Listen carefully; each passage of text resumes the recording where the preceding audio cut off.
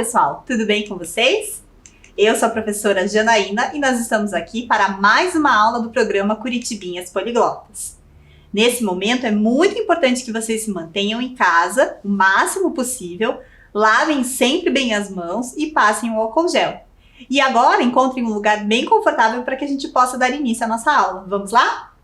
Então olha só, o tema da nossa aula de hoje é cultura e meio ambiente. E é muito importante, então, a gente pensar nessas relações, né, que os povos fazem com o meio ambiente, o lugar onde eles vivem, porque geralmente eles estão adaptados à sua rotina aos fenômenos naturais que acontecem nessa determinada região. Então, olhem lá, eu trouxe um mapa para vocês e nós vamos localizar nesse mapa algumas regiões geográficas. Nós temos lá a linha do Equador, que é uma linha invisível, mas que os cientistas usam, os pesquisadores usam, para identificar, né, como que o Sol ele vai incidir em diferentes áreas do planeta Terra.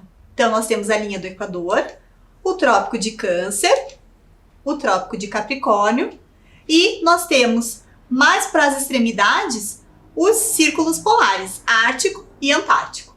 É muito importante, né, que a gente perceba que a incidência dos raios solares nessas regiões, elas fazem com que ali cresçam diferentes tipos de vegetação e que diferentes tipos de seres vivos estejam acostumados a viver naquela região. Nós temos, então, perto do Equador, a zona tropical, entre os trópicos, o que nós chamamos de zona intertropical, e as zonas polares que estão perto dos círculos polares. Nós vamos começar a falar, então, das regiões tropicais ou equatoriais. Então, prestem atenção no texto que eu trouxe aqui, um decreto, e que a gente vai ler juntos. Comunidades ou populações tradicionais. Povos e comunidades tradicionais são grupos culturalmente diferenciados e que se reconhecem como tais, que possuem formas próprias de organização social, que ocupam e usam territórios e recursos naturais como condições para sua reprodução cultural, social, religiosa, ancestral, econômica, utilizando conhecimentos, inovações e práticas gerados e transmitidos pela tradição. Isso quer dizer o quê? Nós temos, principalmente na América do Sul, diferentes populações tradicionais que estão adaptadas a ter essa vivência, essa rotina com o meio ambiente, né, com o lugar onde eles vivem. E um dos grupos que nós temos aqui no Brasil e em toda a América são os indígenas, né? Os diferentes indígenas, eles têm o seu modo de vida totalmente adaptado ao meio ambiente em que eles vivem. E eles estão sempre integrados à natureza, principalmente no seu modo de viver, nas suas moradias, e eles estão sempre engajados em questões políticas e socioambientais, né? Sempre vão na defesa do meio ambiente. Outro grupo que nós temos também, que são grupos de populações tradicionais, são os seringueiros. Eles são trabalhadores que eles vivem da extração do látex, né? Das árvores que são chamadas as seringueiras, e que elas têm uma ocorrência muito grande na floresta amazônica. E eles possuem um modo de vida também integrado a essa natureza. Então, dessa maneira, eles valorizam, né, e respeitam as matas e sempre tentam preservar. Um integrante que sempre foi muito engajado e foi um grande representante foi o Chico Mendes, que sempre teve engajado em lutas sociais, socioambientais e políticas, né, em defesa aí da mata e dos seringueiros. O próximo grupo que nós vamos representar aqui das populações tradicionais são os ribeirinhos. Eles são habitantes que moram nas margens dos rios e eles vivem de acordo com as condições da própria natureza, sempre se adaptando nos períodos de chuva. Como vocês podem ver ali nas imagens, né, eles usam o barco para se locomover e as casas têm que ser sempre construídas com essa elevação para que no período de chuva, quando o rio enche, não terem essas casas alagadas e poderem viver tranquilamente. Um outro grupo que nós temos também são os quilombolas. Os quilombolas, eles são descendentes de povos escravizados e eles tentam manter o seu modo de vida simples, sempre em contato com a natureza. Os quilombolas, eles também têm um papel importante na preservação dos parques nacionais, né? Como eles moram muito perto, às vezes, de alguns parques, como é o caso da Chapada dos Veadeiros, eles fazem a manutenção desses parques. Eles que liberam quem vai entrar, a quantidade de turistas. Isso ajuda, né, a fazer essa preservação no local. Mas agora pensando um pouquinho, a gente está falando do Brasil, da América do Sul, será que no resto do mundo também acontece esse tipo de coisa? Tem essa relação de alguns povos com a natureza? Olhem só que interessante, na África nós temos, bem na região equatorial, a floresta do Congo. Depois da Amazônia, ela é a segunda maior floresta tropical. Olhem que bonitas essas imagens que eu trouxe, e trouxe também a localização dela no mapa, para que vocês possam entender um pouquinho melhor. E lá nós temos também alguns grupos, né, que fazem essa relação aí com o meio ambiente. E também tem uma outra região ali na África Oriental, mais perto do Quênia e da Tanzânia, que tem um grupo étnico muito famoso, muito conhecido pela sua cultura, que são os Maasai. Os Maasai, pela sua cultura e pelo seu engajamento em questões sociais e ambientais, eles ficaram conhecidos. Tanto se engajaram que existe uma queniana, que é essa que está na tela, a Wangari Maathai. Ela foi uma professora e ativista política do meio ambiente. E ela foi a primeira mulher africana a receber o Prêmio Nobel da Paz pelo seu engajamento em questões socioambientais. Na Ásia, nós também temos alguns povos, né, povos asiáticos, que também têm a sua rotina super adaptada ali para estarem ali de acordo com o que o meio ambiente proporciona, né, aonde eles estão vivendo. Passando um pouquinho dessa região da América do Sul, que nós falamos das florestas, a gente vai falar um pouquinho das regiões costeiras. O que será que vem à cabeça de vocês quando nós falamos das regiões costeiras? São as regiões que estão bem próximas ao mar, isso mesmo. E aqui no Brasil, o povo que habita essa região são os chamados caiçaras. Os caiçaras são a população que é formada por descendentes de índios e colonos e que se estabeleceram nos costões rochosos, nas restingas, nos mangues e nas encostas da Mata Atlântica. Ou seja, eles vivem ali entre a região, né, de vegetação, que tem nessa região costeira, e o mar. E adivinhem só qual é o principal trabalho dessas comunidades, né, dessa população. Eles são pescadores, ou seja, vivem daquilo que o mar traz, né, que são os peixes. Então existem diferentes pescadores, diferentes técnicas de pesca, né, ao redor do mundo, porque costa nós temos aqui no Brasil, mas também temos em outras regiões do mundo. Então existem diferentes locais onde as pessoas que habitam essas regiões costeiras trabalham com a pesca, né, como pescadores. E ali fazem a sua vida, constroem as suas moradias próximas ao mar. Mas essa população e esses trabalhadores, eles enfrentam algumas questões que são muito complicadas hoje em dia. A principal delas é a questão da pesca predatória. Olhem lá, a pesca predatória ela pode ser entendida como uma atividade pesqueira que é realizada de forma desenfreada, ou seja, não tem controle, né? É a pesca excessiva e insustentável praticada pelo ser humano. Isso é muito complicado. Outra questão bem complicada são os lixos nos oceanos, né? Cada vez mais a gente vê as pessoas jogando, principalmente plásticos que depois despedaçados vão se tornar microplásticos e acabam interferindo principalmente na fauna local e também numa questão visual. E para a gente entender um pouquinho mais sobre esse problema, eu vou trazer para vocês agora um vídeo da ONU sobre essa questão. Vamos assistir?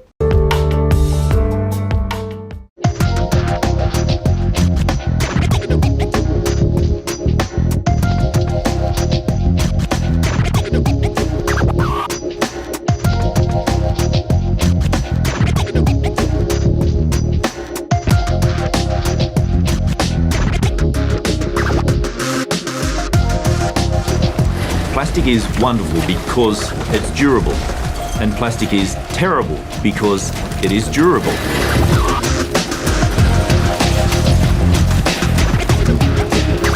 Almost every piece of plastic ever made is still on the planet in some form or another.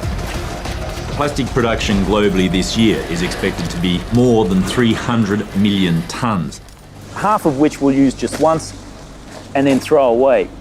By 2050, when the population explodes to almost 10 billion people, it's expected that plastic production will triple.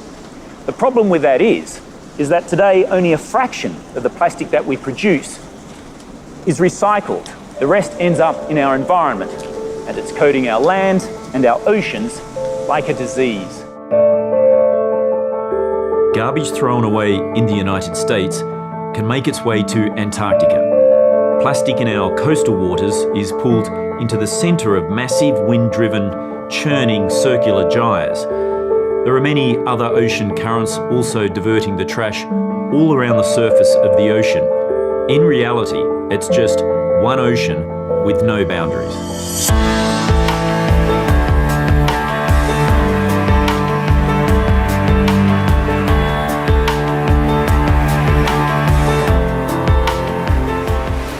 Lord Howe Island is a World Heritage Site and home to migratory seabirds like the shearwater. Seabirds are incredibly helpful because they act like an army of scientists. They travel thousands of miles across the ocean. They pick up plastic off the surface of the ocean. They bring it back to their rookeries where they feed it to their chicks, and that provides an incredible amount of scientific data in terms of where the plastic comes from, its distribution, and how it breaks up on the ocean surface. Dr. Jennifer Lavers, she'd devoted her life to studying the plight of seabirds.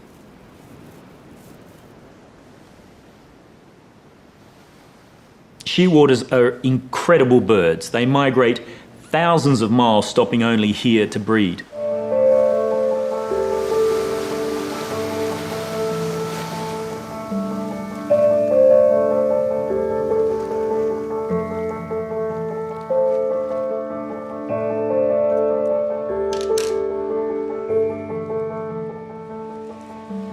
Yeah, the stomach is very, very full, and if we look here, there's some very dark pieces, some very light white pieces, and if you see, as I push on this, it's absolutely rigid, completely full of plastic all the way up.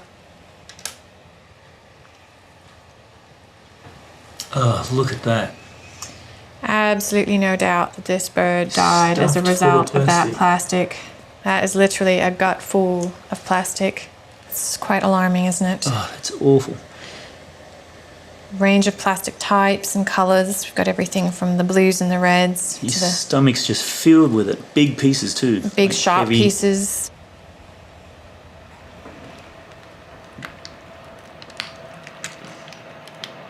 Oh wow, look at the size of that big black piece. That is an enormous piece of plastic. Unbelievable. Look at the size of that.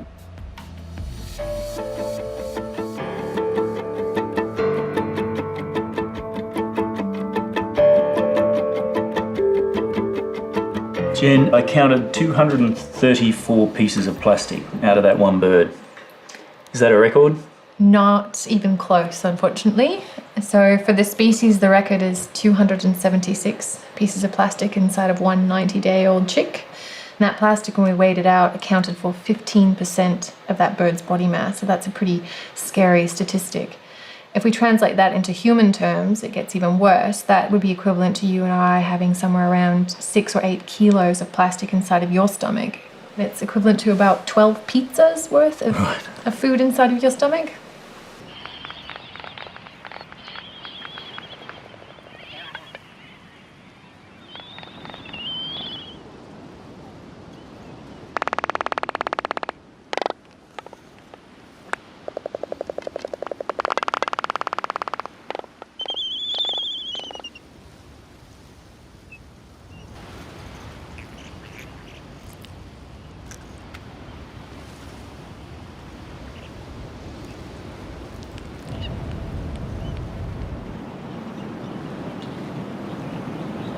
It's quite a bit of plastic for just one little bird. The parents were trying to do the right thing. There's a lot of squid beaks in here, and this purple colour is evidence of the squid ink. It's just a shame that every now and then they got it wrong and got it wrong in a bad way.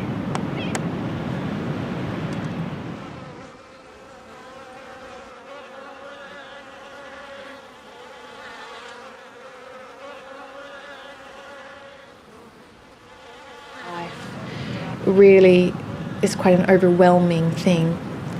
I do have some pretty rough days, have to go home and really wrap my mind around where do we go from here.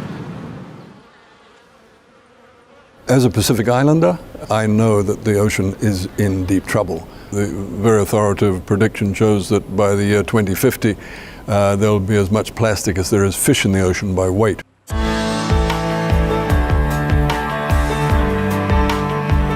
Every country uses plastic. We need to start rationalizing that. We need to think about reuse of plastic, single-use plastic. It's got to be on its way out. And you know, plastic shopping bags are a good example of that. Your family does not need to use them. Take a cloth bag with you when you go shopping and put your shopping in there.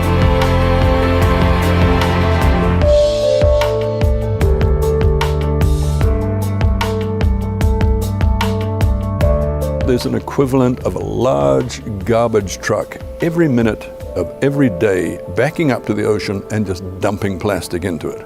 We really have to look at ourselves and say, do we deserve this beautiful ocean that was given to us?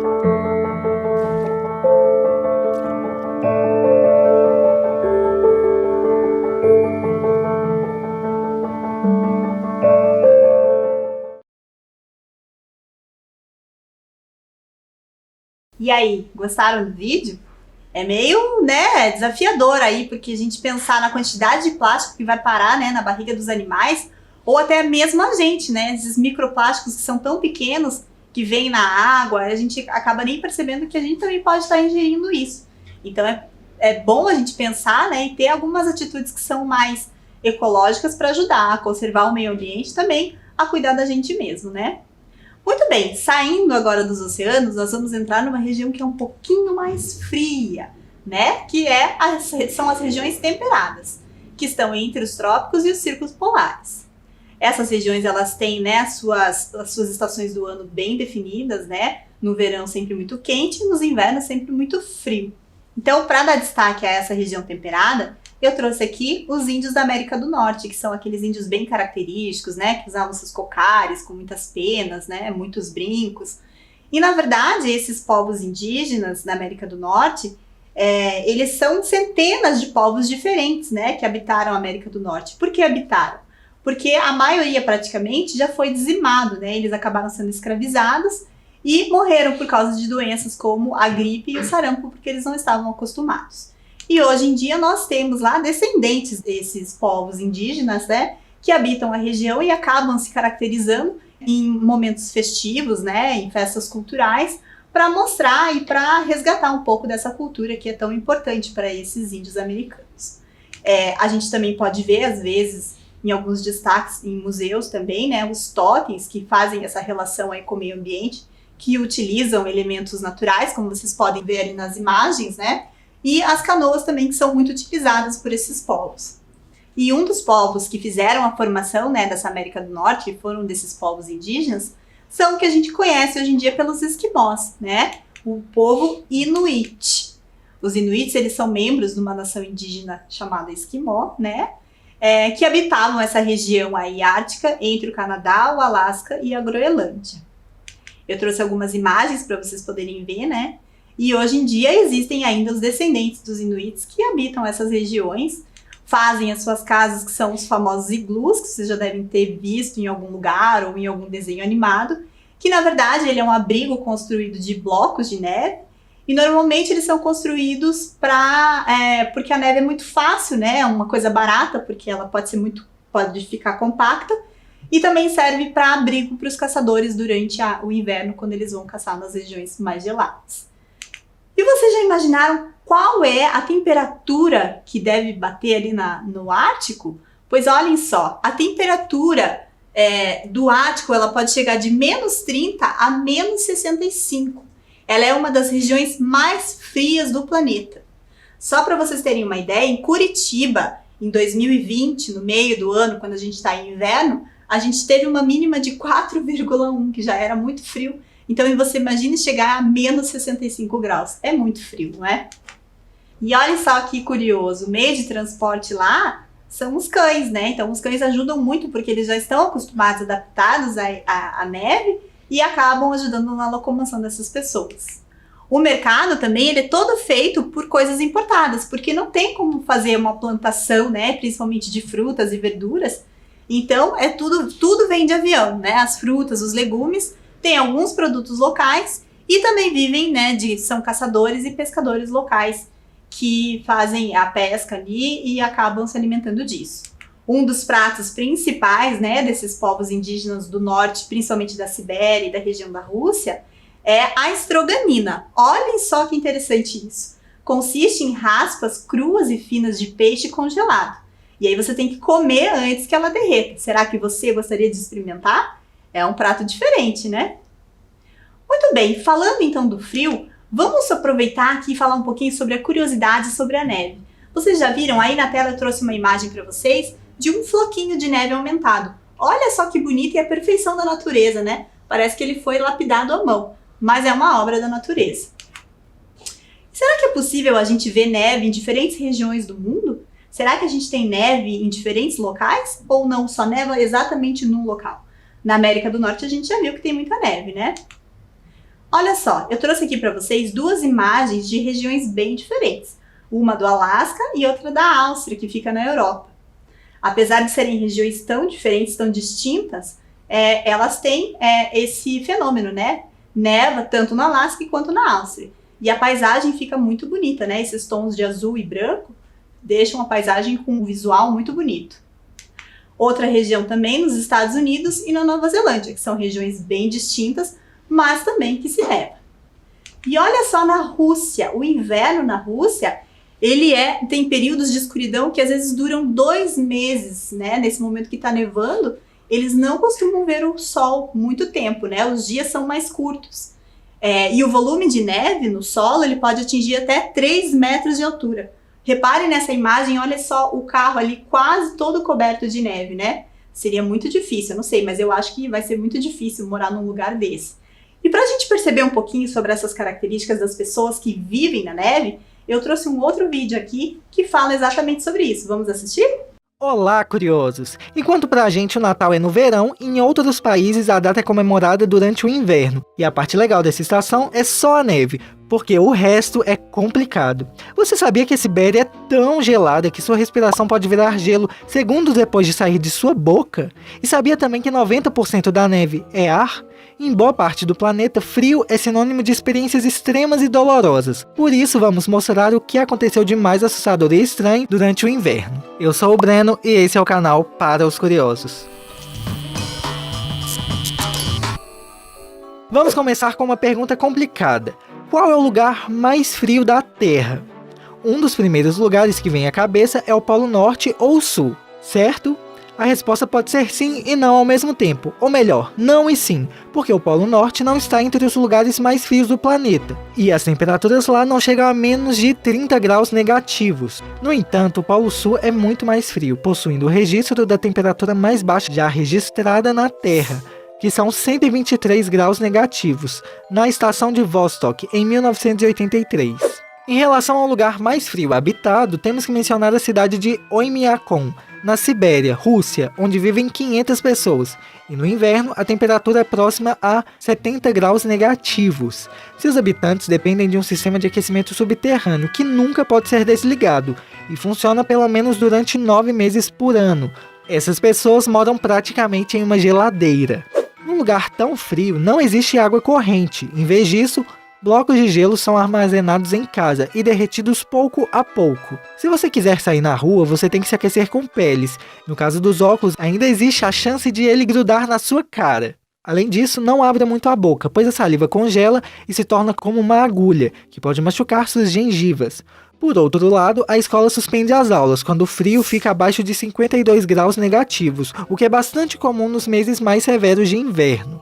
Agora que a gente já sabe de algumas coisas sobre os lugares em que o frio é extremo, vamos falar sobre a coisa mais famosa do inverno, a neve. Ela é o resultado do congelamento de partículas de água que formam estruturas únicas, conhecidas como flocos. E quando eu digo único, é porque nenhum floco de neve é igual ao outro, por causa da sua cristalização, que é sempre diferente, mesmo que todos os flocos tenham 6 pontas. Observar um floco de neve pelo microscópio é quase mágico. Agora, outra pergunta complicada: de que cor é a neve? Apesar do que todos pensam, a neve não é branca.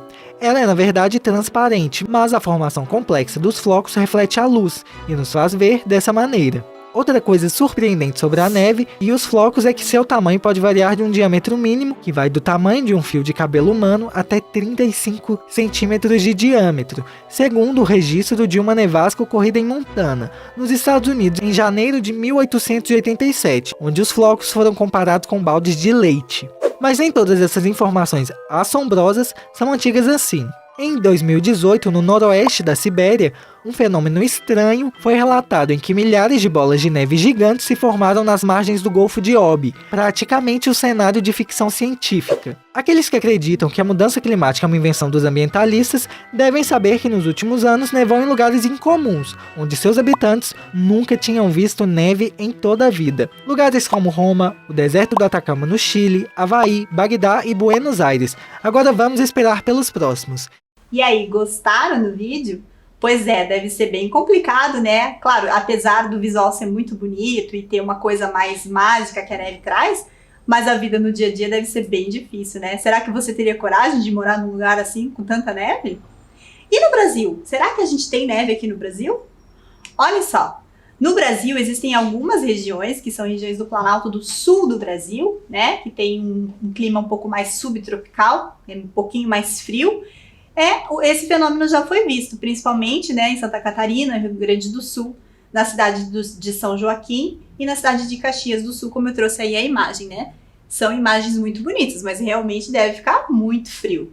E aqui em Curitiba, será que também já nevou? Olha só, em Curitiba, no dia 17 de julho de 1975, teve neve em Curitiba. E as pessoas nesse momento pararam, muitas pessoas pararam o que estavam fazendo, seus trabalhos, né? As crianças foram para fora para brincar e para curtir a imagem. E algumas professoras gentilmente cederam as suas imagens de família para mostrar para a gente como esse momento foi um momento bem histórico, né? Bem importante para a cidade de Curitiba.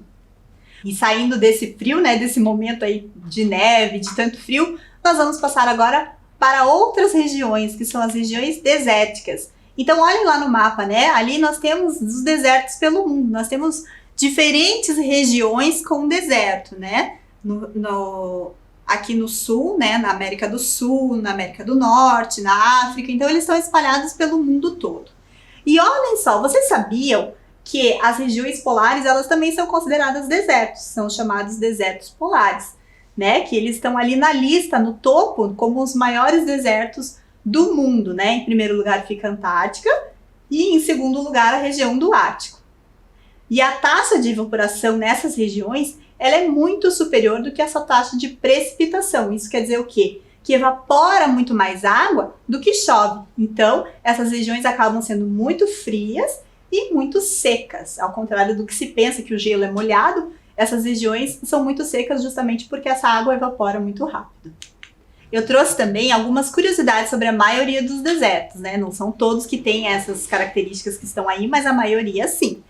Ao longo do dia, a temperatura pode chegar até 50 graus, ou seja, é muito quente. À noite pode cair para 0 graus, ou seja, essa variação de temperatura é muito grande.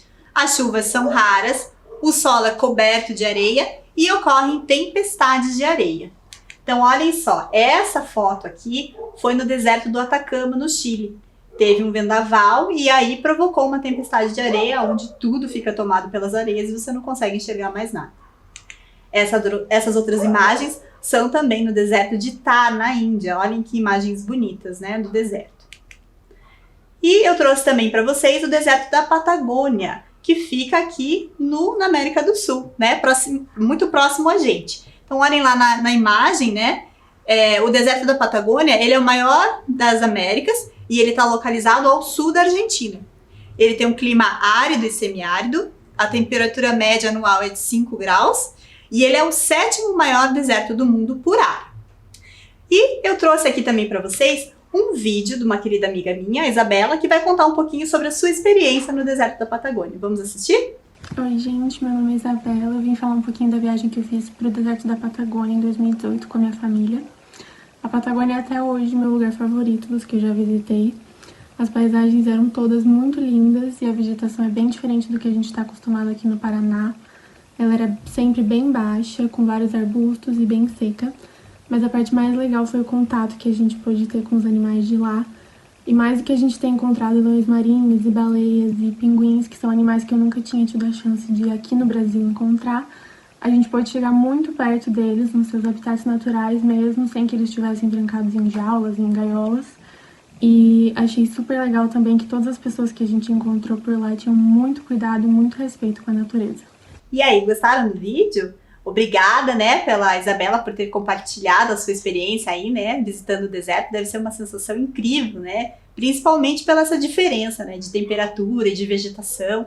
Tudo isso deve causar uma experiência inesquecível. Muito bem, saindo do deserto da Patagônia, nós vamos passar para o maior deserto do mundo, que é o mais conhecido também, que é o deserto do Saara. Olhem lá a imagem. Ele é o maior deserto do mundo, ele abrange cerca de 11 países, 3 milhões de pessoas vivem nesse deserto. Pode até parecer que não tem ninguém, mas tem sim pessoas vivendo aí. Há vilarejos e a maioria dos seus habitantes é nômade, ou seja, vai mudando, né? Vai se locomovendo, não fica numa região só. O povo dessa região são os berberes. Os berberes, eles são povos mais antigos do continente africano. E eles vão mudando de regiões para regiões, né, de acordo com a quantidade de alimentos, né, com o que eles podem trabalhar, eles vão se locomovendo nessas regiões mais desérticas. Eles vivem em tendas nômades, né, que eles montam e depois podem desmontar. E nessas regiões existem vilarejos e também muitas regiões de vales, como tem ali na imagem. Olhem que bonitas regiões. E uma região, né, que esses povos berberes geralmente ficam, né, são os oásis, uma área isolada de vegetação que existe nesses desertos. E eles têm sempre uma nascente de água doce. Então, quando essa região está assim, bem cheia, bem carregada de água, eles ficam ali. E aí vão mudando constantemente, procurando diferentes lugares com oásis. Uma fruta típica dessa região são as tâmaras, né? Que dão em palmeiras. E é uma delícia. Se você não provou, tente aí procurar nos mercados locais para ver se você acha. Eu particularmente adoro, eu acho uma delícia. Ela é bem docinha. O transporte, apesar de ter as rodovias, né, a principal locomoção desses povos é o camelo. Então, olhem lá as imagens, teve uma professora também, a professora Ângela, que gentilmente cedeu a sua imagem quando foi viajar e teve essa experiência aí de andar de camelo, que deve também ser uma experiência incrível. Muito bem, vocês viram como os diferentes povos, né, ao redor do mundo, eles têm que estar adaptados ao que o meio ambiente em que eles estão vivendo, né, dá ali as condições naturais, né. E justamente para falar isso, porque nossa aula já está chegando ao final, nós vamos terminar a aula com um videozinho falando um pouquinho sobre alguns fenômenos naturais que às vezes acontecem na natureza, porque a natureza sempre está em constante movimentação e às vezes a gente não para perceber isso, né? A gente não observa isso. Então esse videozinho agora, ele vai falar exatamente sobre isso, sobre alguns fenômenos naturais aí que acontecem, que são incríveis, que às vezes a gente nem percebe. Vamos ver? Fenômenos naturais são acontecimentos que não têm intervenção humana. E como a Mãe Natureza não é fraca, ela nos proporciona ver eventos fantásticos e surpreendentes. Desde um arco-íris até um tsunami, são fenômenos naturais. Alguns nos espantam com seu poder de destruição, outros nos impressionam por tamanha beleza. E eles não deixam dúvidas de que a natureza é incrível. E por isso, hoje eu trouxe para você uma lista dos 7 fenômenos naturais que acontecem na Terra. 7 erupções vulcânicas. O número total de vulcões submarinos é estimado em mais de 1 milhão e cerca de 75 mil sobem mais de 1 quilômetro acima do fundo do mar. Como um dos vulcões submarinos mais ativos do Pacífico, Canvache entra em erupção a cada poucos anos. E mesmo cercado pela água quente, cientistas encontraram animais sobrevivendo dentro e ao redor do vulcão. Eles encontraram uma quantidade surpreendente de biodiversidade, incluindo tubarões lusídeos, tubarões martelo e tubarão dorso do Pacífico, que é raramente visto. Os cientistas ainda têm muito que aprender sobre a localização e a atividade dos vulcões submarinos, para identificar com antecedência possíveis desastres desse fenômeno natural. 6. Disco de gelo. O gelo parece quase não se mover, mas olhando atentamente é possível ver uma rotação lenta e contínua. Um dos primeiros relatos desse fenômeno ocorreu em 1895, quando um leitor escreveu para a revista Scientific American que viu um bolo de gelo giratório no rio Mianos, em Nova York. O mais surpreendente é que o disco é perfeito. A estrutura se estende por cerca de 100 metros de diâmetro. E bem, esse fenômeno acontece quando a água derrete e flui para baixo do centro do disco de gelo, assim criando um pequeno vórtice que o faz rodar. 5. Colunas basálticas. Essas colunas são formações naturais causadas pelo resfriamento de rochas vulcânicas. Esse processo de resfriamento faz com que as rochas se contraiam e quebrem, geralmente no formato hexagonal. E é possível encontrar as colunas em outros formatos geométricos, com 5 ou 7 lados. Essa formação espetacular cria paisagens sensacionais e é mais comum ser a rocha basáltica. 4. Penitentes. Os penitentes são um fenômeno natural bem curioso, observados em regiões de altitudes elevadas. São finos picos e lâminas de neve, afiados e apontados em direção ao Sol. Eles atingem uma altura que vai de centímetros até 5 metros, dando a impressão de serem uma floresta de gelo no meio do deserto. A melhor teoria dos cientistas é de que essas formações aconteçam por conta da combinação de uma série de fenômenos físicos, que ainda estão por ser pesquisados e desvendados. 3. Lago Abraham. A beleza dessas formações naturais atrai muitos turistas, que vão até a região na esperança de capturar a imagem deslumbrante. No entanto, por mais bonitas que as bolhas congeladas sejam, elas causam preocupação entre os cientistas ambientais, porque as bolhas de metano são criadas quando a matéria orgânica, como plantas ou animais falecidos, afundam no fundo do lago. À medida que a matéria orgânica se decompõe, libera gás metano que sobe até o topo. Se por um acaso o gelo derreter, as bolhas irão romper a superfície e o gás metano será liberado na atmosfera. A formação das bolhas acontece no inverno, quando as bolhas congelam e se acumulam, criando essas formações únicas de cristais brancos azulados, que tanto chamam a atenção. 2. The Ringing Rocks. As pedras geralmente não tocam, mas quando essas pedras são atingidas com algum martelo, elas vibram e emitem um som muito parecido com o de um sino. O porquê disso acontecer ainda é um mistério. Essas rochas são as mesmas que compõem a maior parte da crosta terrestre. Outro mistério é que, mesmo todas sendo iguais, apenas 1/3 emitem o som, e as rochas que tocam são conhecidas como as rochas vivas. 1. Volcanic Lightning. Uma erupção vulcânica já é assustadora. Imagina acompanhada por raios, deve ser terrível, e existem evidências de que a eletrificação é um processo comum em erupções explosivas. Até o momento, relâmpagos vulcânicos foram detectados principalmente através de interações no campo elétrico e via a radiação de radiofrequência gerada pela atividade elétrica da pluma. Os relâmpagos geralmente são observados na parte inferior de uma coluna de cinzas. E o vulcão Calbuco, no Chile, já entrou em erupção algumas vezes, explodindo em raios. E como eu disse, a natureza tem seus belos e destrutivos fenômenos, mas nenhum deles deixa de ser incrível. E bem, eu acho que não existe limites para a natureza. Quando se trata de surpreender, é com ela mesma. E aí, interessante esse vídeo, né?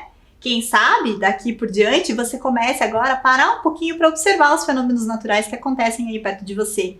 As chuvas, né? Os ventos que sopram. A gente tem que estar um pouquinho mais atento para observar esses fenômenos naturais que acontecem no nosso dia a dia. Muito bem.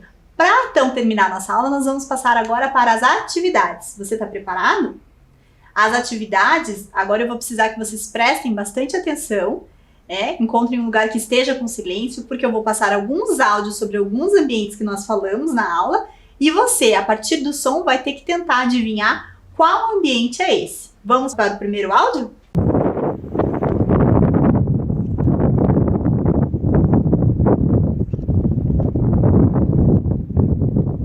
E aí, conseguiram prestar atenção? Vamos ver pela imagem qual é o ambiente que eu estava falando, ou qual o ambiente que a gente estava escutando? Olha lá a imagem. Acertou quem disse que era o deserto, isso mesmo. Vamos assistir o vídeo agora do deserto?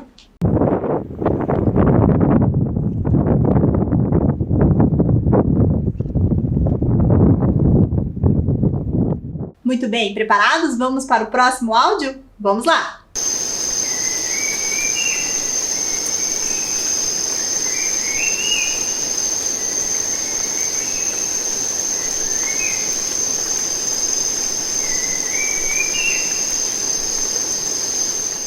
E aí, será que vocês acertaram? Vamos ver a resposta? Olhem lá.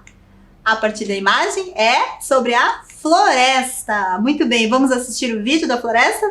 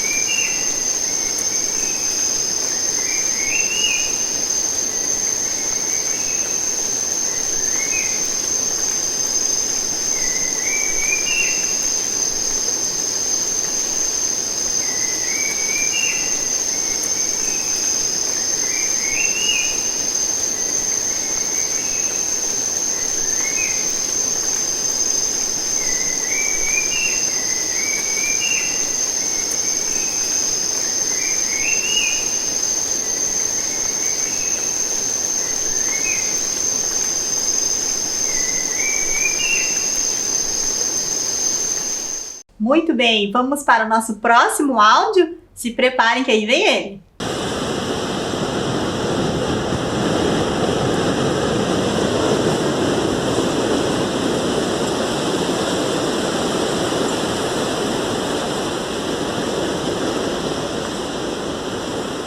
E aí, descobriram qual é esse áudio? De que ambiente a gente está falando?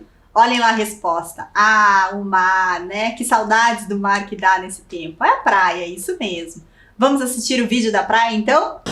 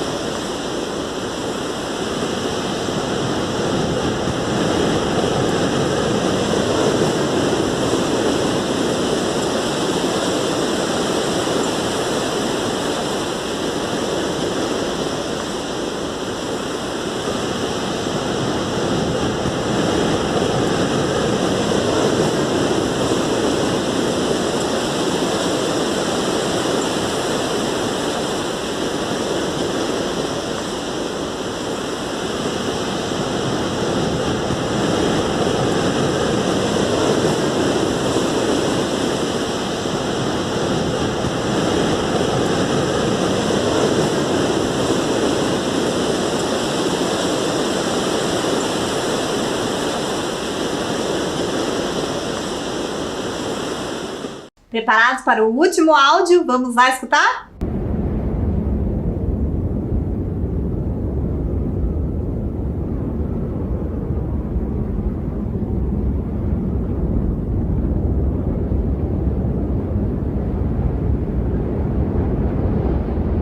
Olha, não sei vocês, mas esse vídeo eu consegui sentir o frio até aqui.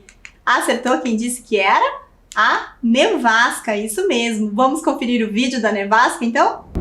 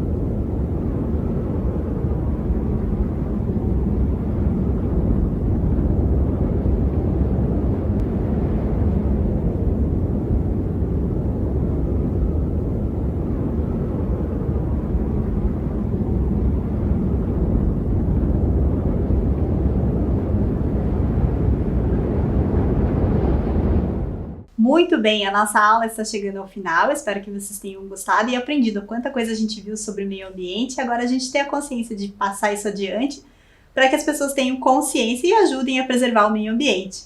Ok? Muito bem, até a próxima aula. Tchau, tchau!